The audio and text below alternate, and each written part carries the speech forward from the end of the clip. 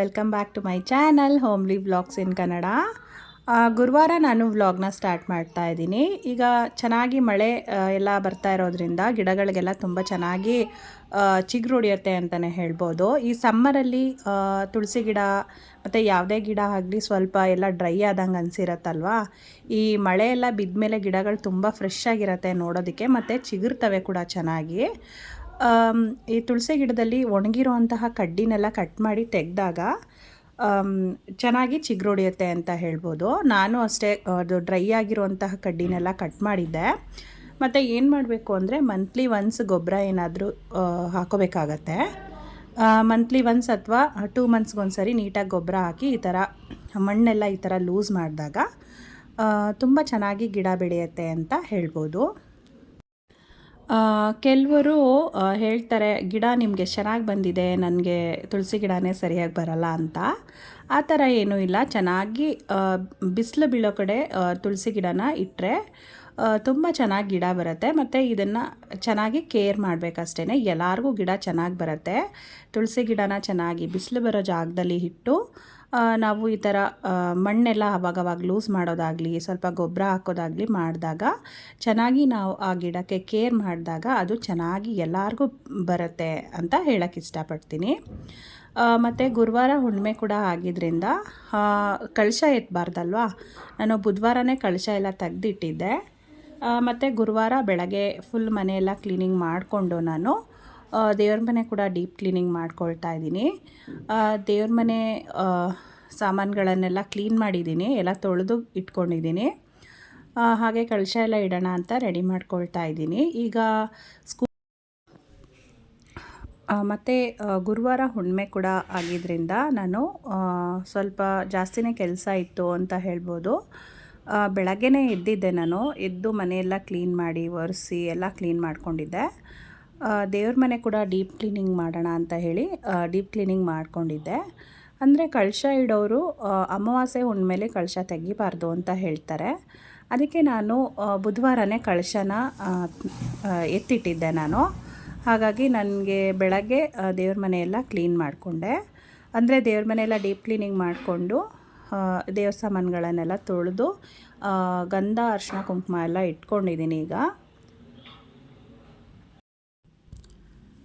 ನನಗೆ ಬೆಳಗ್ಗೆನೇ ಮನೆ ಕ್ಲೀನಿಂಗ್ ಕೆಲಸ ಮತ್ತು ಪೂಜೆ ಕೆಲಸ ಏನಾದರೂ ಇದ್ದರೆ ಬೆಳಗ್ಗೆನೇ ಮುಗಿಸಿ ರೂಢಿ ನನಗೆ. ಅಂದರೆ ಕ್ಲೀನಿಂಗ್ ಕೆಲಸ ಆಗಲಿ ಪೂಜೆ ಕೆಲಸ ಆಗಲಿಲ್ಲ ಅಂದರೆ ಅವತ್ತೆಲ್ಲ ಏನೂ ಕೆಲಸನೇ ಮಾಡಲಿಲ್ಲ ನಾನು ಅನ್ನೋ ಥರ ಫೀಲ್ ಇರುತ್ತೆ ನನಗೆ. ಅದಕ್ಕೆ ನಾನು ಫಸ್ಟು ಮನೆ ಕ್ಲೀನಿಂಗ್ ಕೆಲಸ ಮತ್ತು ಪೂಜೆ ಕೆಲಸನ ಮುಗಿಸ್ಕೊಳ್ಬಿಡ್ತೀನಿ. ಆಮೇಲೆ ನಾನು ಮಿಕ್ಕಿದ ಕೆಲಸಗಳನ್ನು ಮಾಡ್ಕೊಳ್ತೀನಿ. ಇಲ್ಲಿ ನಾನು ಕಳಶದೊಳಗಡೆಗೆ ಅರಿಶಿನ ಕುಂಕುಮ ಅಕ್ಷತೆ ಮತ್ತು ಒಂದು ಕಾಯಿನ್ ಕೂಡ ಹಾಕ್ಕೊಂಡಿದ್ದೀನಿ. ಈಗ ಎಲೆ ಇಟ್ಟು ನಾನಲ್ಲಿ ಕಾಯಿನ ಕೂಡ ಇಟ್ಕೊಳ್ತಾ ಇದ್ದೀನಿ. ಹುಣ್ಣಿಮೆ ಪೂಜೆ ಅಂದರೆ ಸ್ವಲ್ಪ ವಿಶೇಷ ಅಂತಲೇ ಹೇಳ್ಬೋದು. ನಾನು ಬೀರುವಲ್ಲಿ ಕ್ಯಾಶ್ ಬಾಕ್ಸಲ್ಲಿ ಇಟ್ಕೊಂಡಿರ್ತೀನಲ್ವ, ಕಾವಡೆ ಮತ್ತು ಗೋಮತಿ ಚಕ್ರ, ಕಮಲದ ಬೀಜ ಅದನ್ನೆಲ್ಲ ಹೊರಗಡೆ ತೆಗೆದು ನಾನು ಅದನ್ನು ಪೂಜೆ ಮಾಡ್ಕೊಳ್ತೀನಿ. ಮತ್ತು ನಾನು ಕುಬೇರ ಯಂತ್ರ ಕೂಡ ಬರೆದಿಟ್ಕೊಂಡಿದ್ದೀನಲ್ವ, ಅದು ಕೂಡ ಅಮಾವಾಸ್ಯೆ ಹುಣ್ಣಿಮೆಲಿ ನಾವು ವಿಶೇಷವಾಗಿ ಪೂಜೆ ಮಾಡಿದ್ರೆ ಒಳ್ಳೆಯದು. ಅದಕ್ಕಾಗಿ ನಾನು ಸ್ವಲ್ಪ ಅಮಾವಾಸ್ಯೆ ಹುಣ್ಣಿಮೆಲಿ ಸ್ವಲ್ಪ ವಿಶೇಷವಾಗಿ ಪೂಜೆ ಮಾಡ್ಕೊಳ್ತೀನಿ.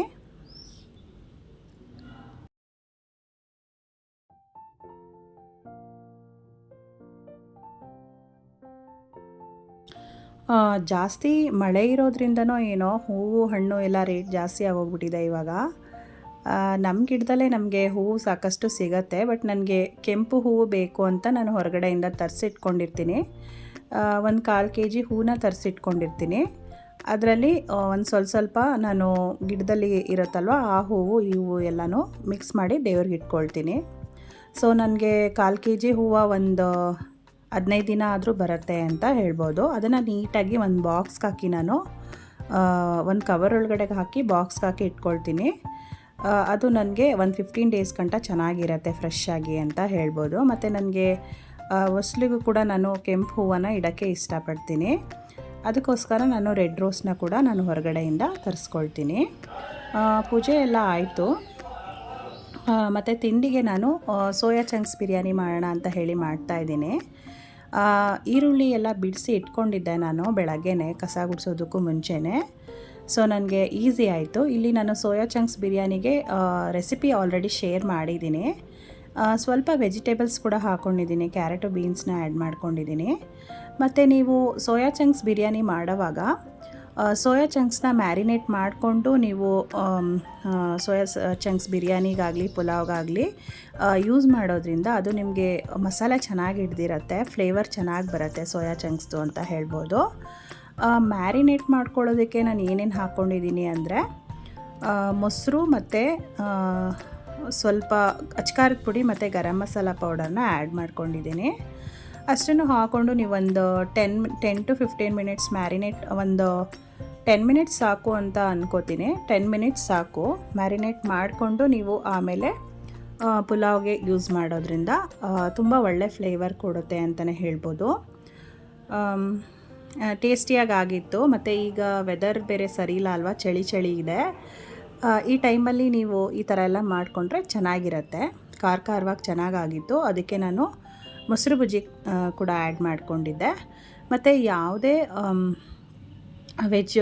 ವೆಜ್ ಬಿರಿಯಾನಿ ಅಥವಾ ಸೋಯಾ ಚಂಕ್ಸ್ ಬಿರಿಯಾನಿ ಯಾವುದಕ್ಕಾದ್ರೂ ಸ್ವಲ್ಪ ಮೊಸರನ್ನ ಆ್ಯಡ್ ಮಾಡಿಕೊಂಡ್ರೆ ನಿಮಗೆ ತುಂಬ ಟೇಸ್ಟಿಯಾಗಿ ಆಗುತ್ತೆ ಬಿರಿಯಾನಿ ಅಂತ ಹೇಳೋಕ್ಕೆ ಇಷ್ಟಪಡ್ತೀನಿ.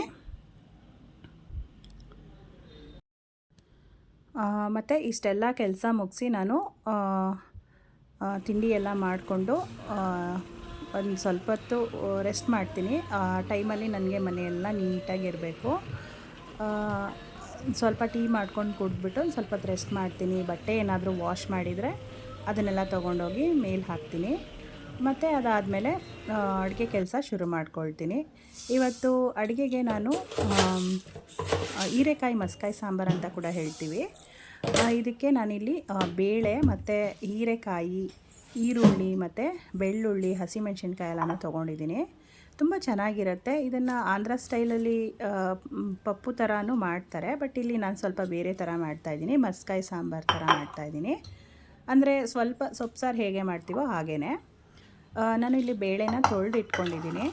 ಒಂದು ದೊಡ್ಡ ಹೀರೆಕಾಯಿನ ಕಟ್ ಮಾಡಿ ಇಟ್ಕೊಂಡಿದ್ದೀನಿ. ಮತ್ತು ಒಂದು ಈರುಳ್ಳಿ, ಬೆಳ್ಳುಳ್ಳಿ ಮತ್ತು 2 ಟೊಮ್ಯಾಟೊ, ಒಂದು 4ರಿಂದ 5 ಹಸಿಮೆಣಸಿನ್ಕಾಯಿನ ಆ್ಯಡ್ ಮಾಡ್ಕೊಂಡಿದ್ದೀನಿ. ಸ್ವಲ್ಪ ಅರಿಶಿಣದ ಪೌಡರು ಮತ್ತು ಸ್ವಲ್ಪ ಎಣ್ಣೆನ ಹಾಕ್ಕೊಂಡು ಚೆನ್ನಾಗಿ ನಾನು ಇದನ್ನು ಬೇಯಿಸ್ಕೊಳ್ತೀನಿ.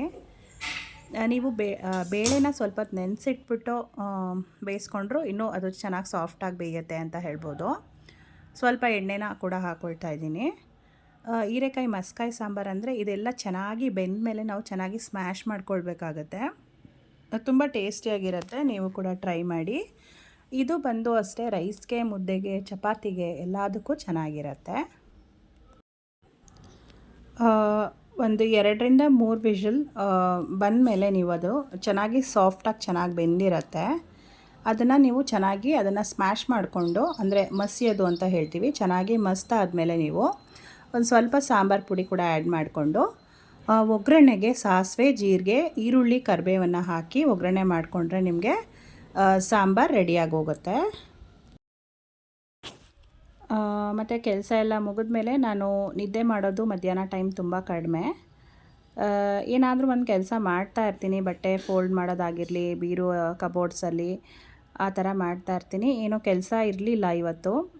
ಸ್ವಲ್ಪ ವೆದರ್ ಕೂಡ ಸರಿ ಇರಲಿಲ್ಲ, ಚಳಿ ಅಂತ ಅನ್ನಿಸ್ತಾ ಇತ್ತಲ್ವ. ಒಂದು ಮೂವಿ ಹಾಕಿದ್ರು, ತುಂಬ ಚೆನ್ನಾಗಿತ್ತು ಅದು. ಮಂಜು ಮೇಲ್ ಬಾಯ್ಸ್ ಅಂತ ಒಂದು ಮೂವಿ ಹಾಕಿದ್ದ ನನ್ನ ಮಗ. ಚೆನ್ನಾಗಿತ್ತು ಅದು ಮೂವಿ, ತುಂಬ ಸ್ಟೋರಿ ತುಂಬ ಇಂಟ್ರೆಸ್ಟಿಂಗ್ ಆಗಿತ್ತು. ಆ ಮೂವಿನ ನೋಡಿಕೊಂಡು ಸ್ವಲ್ಪ ಹೊತ್ತು ಟೈಮ್ ಪಾಸ್ ಮಾಡಿದ್ವಿ. ಚೆನ್ನಾಗಿದೆ ಮೂವಿ ಇದು, ನೋಡಿ ಅಮೆಝಾನ್ ಪ್ರೈಮಲ್ಲೂ ಕೂಡ ಇದೆ ಇದು ಮೂವಿ. ಹಾಗೆ ಟೈಮ್ ಪಾಸ್ ಮಾಡಿದ್ವಿ. ವಿಡಿಯೋ ಇಷ್ಟ ಆದರೆ ಲೈಕ್ ಮಾಡಿ, ಶೇರ್ ಮಾಡಿ, ಕಮೆಂಟ್ ಮಾಡಿ. ಇನ್ನೂ ಸಬ್ಸ್ಕ್ರೈಬ್ ಆಗಿಲ್ಲ ಅಂದರೆ ಪ್ಲೀಸ್ ಸಬ್ಸ್ಕ್ರೈಬ್ ಮಾಡ್ಕೊಂಡು ನೋಡಿ. Thank you for watching.